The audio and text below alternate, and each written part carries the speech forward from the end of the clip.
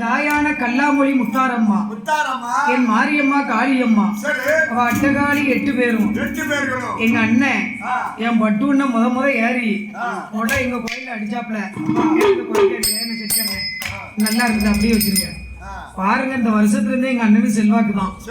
பாருங்களேன், அந்த ஆத்தா முத்தாரம்மா அருளால எங்க அண்ணன் சபை ஏறிட்டா உள்ள அப்படியே ஏறி முகம்தான் எங்க அண்ணன்.